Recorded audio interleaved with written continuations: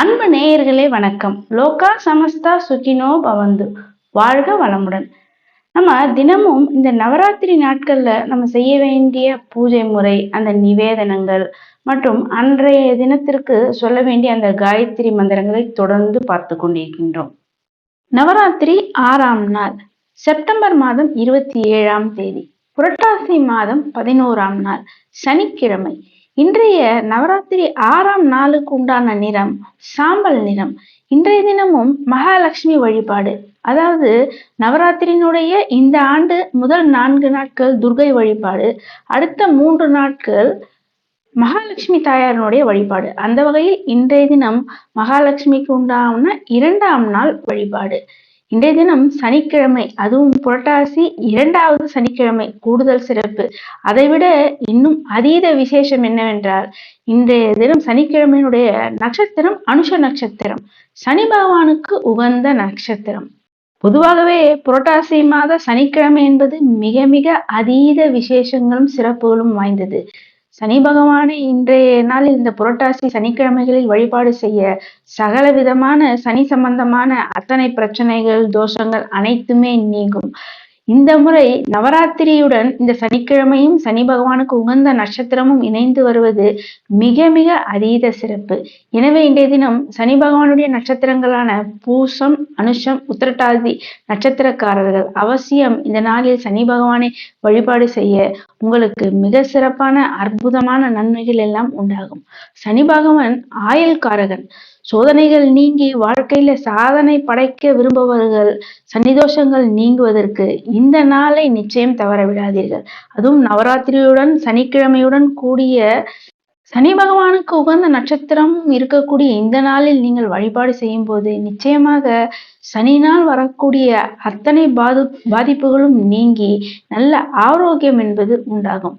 7.5 சனி, அஷ்டம சனி, அர்த்தாஷ்டம சனி, கண்டக சனி, இது போன்ற எந்தவித சனி தோஷங்களும் பாதிப்புகளும் ஏற்படாமல் பாதுகாக்கக்கூடிய ஒரு அற்புதமான நாள். இந்த நாள்ல அவசியம் சனி பகவானுக்கு உண்டான அந்த மந்திரங்களை சொல்லி நீங்கள் வழிபாடு செய்யும் போது எப்பேற்பட்ட சனி தோஷங்கள் பாதிப்புகளாக இருந்தாலும் அது அனைத்தும் நீங்கும். அதுடன் கூட உங்களுக்கு அந்த தாழ்வு மனப்பான்மை என்பது முற்றிலுமாக நீங்கும். ஞாபக மறதி, அதாவது சிலருக்கு ஞாபக மறதி இருக்கும் அல்லவா, அந்த ஞாபக மறதி எல்லாம் நீங்கி நல்ல ஞானம், நல்ல ஞாபக சக்தி அதிகரிப்பதற்கு இந்த நாள்ல சனி பகவான் வழிபாடு உங்களுக்கு சகல விதமான நன்மைகளையும் அள்ளி தருவதாக அமையும். குறிப்பாக இந்த மூட்டு வலி, எலும்பு வலி, தோல் சம்பந்தமான பிரச்சனை இருப்பவர்கள், பல்வலி, இது போன்ற பாதிப்புகள், நோய்களால் பாதிக்கப்பட்டிருப்பவர்கள் இந்த நாளில் நீங்கள் சனி பகவானை மனதார பிரார்த்தனை செய்து வழிபாடு செய்யும் போது அத்தனை விதமான அந்த உடல் ஆரோக்கிய குறைபாடுகள் அனைத்தும் நீங்கி நல்ல ஆரோக்கியம் என்பது சிறப்பாக இருக்கும். இன்றைய தினம் இந்த நவராத்திரி 6ஆம் நாளுக்கு உண்டான நவராத்திரி தேவதை யார் என்று பார்த்தோமே ஆனால் வைஷ்ணவி தேவி. இந்த நாள்ல வைஷ்ணவி தேவியை நீங்கள் வழிபாடு செய்யும் போது செல்வ வளம் என்பது அதிகரிக்கும், அஷ்ட ஐஸ்வர்யங்களும் உண்டாகும்.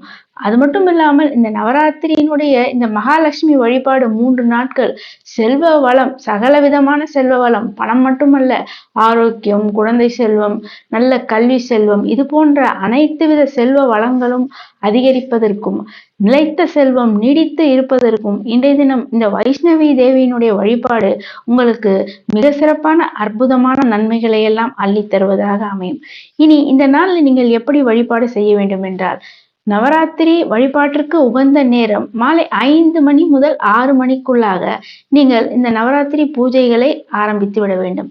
இன்றைய தினம் நிவேதனமாக நீங்கள் எள்ளு பொடி சாதம், காராமணி சுண்டல், சர்க்கரை பொங்கல் இவற்றை செய்து வைத்து நீங்கள் வழிபாடு செய்யலாம்.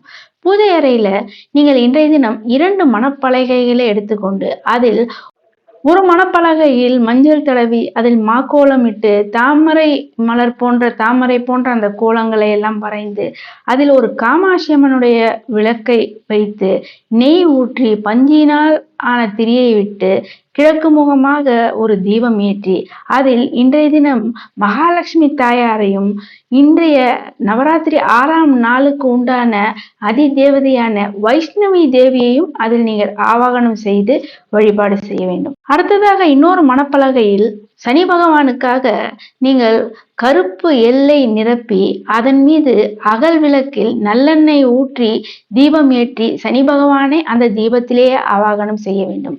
நவராத்திரி இன்றைய நாளுக்கு உண்டான அந்த தெய்வங்களை எல்லாம் அந்த தீபத்திலேயே ஆவாகனம் செய்து இன்றைய தினம் நீங்கள் அவசியம் சொல்லி வழிபாடு செய்ய வேண்டிய அந்த காயத்ரி மந்திரங்களை இப்போது பார்க்கலாம்.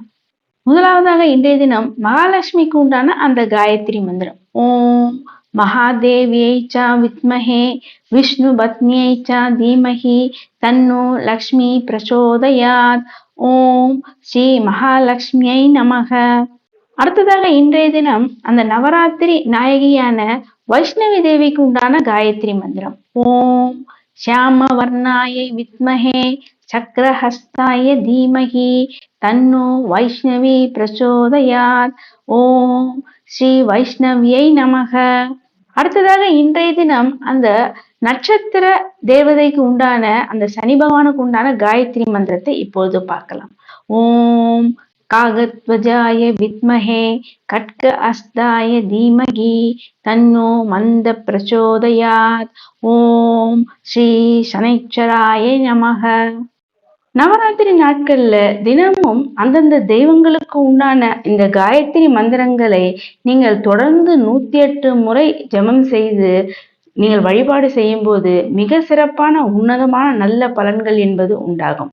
பூஜையெல்லாம் முடித்துவிட்டு நீங்கள் இன்றைய நவராத்திரி நாட்கள்ல உங்கள் இல்லங்களுக்கு வரக்கூடிய சுமங்கலி பெண்கள் மற்றும் குழந்தைகளுக்கு நீங்கள் இந்த நவராத்திரி நாளுக்கு உண்டான நிறங்கள்ல பரிசு பொருட்கள் மற்றும் மங்கள பொருட்களை எல்லாம் தருவது என்பது கூடுதல் சிறப்பு. நவராத்திரி நாட்கள்ல சுமங்கலி பெண்களுக்கு தாம்பூலம் தருவது அதி அற்புதமான நல்ல பலன்கள் என்பது உண்டாகும். குழந்தைகளுக்கு அன்றைய நவராத்திரி நாளுக்கு உண்டான நிறங்களில் நீங்கள் பரிசு பொருட்களை தருவதால் மிக சிறப்பான நல்ல பலன்கள் என்பது உண்டாகும். பூஜையெல்லாம் முடித்து உங்கள் வீட்டுக்கு வரக்கூடிய சுமங்கலி பெண்கள் மற்றும் குழந்தைகளுக்கு அந்த நவராத்திரி பிரசாதங்களை நீங்கள் நிவேதனமாக செய்து வைத்த பிரசாதங்களை எல்லாம் கொடுத்து நீங்கள் வழிபாடு செய்ய வேண்டும். அவ்வாறு செய்வதனால் அம்பாளினுடைய பரிபூர்ண அருள் என்பது நிச்சயமாக உண்டாகும். குழந்தைகளை உங்கள் இல்லங்களில் உள்ள குழந்தைகள் மற்றும் இந்த நவராத்திரி பூஜைக்கு வரக்கூடிய குழந்தைகளையும் அந்தந்த தினத்திற்கு உண்டான இந்த காயத்ரி மந்திரங்களை அந்த குழந்தைகளையும் நீங்கள் சொல்ல சொல்லி பழக்க வேண்டும்.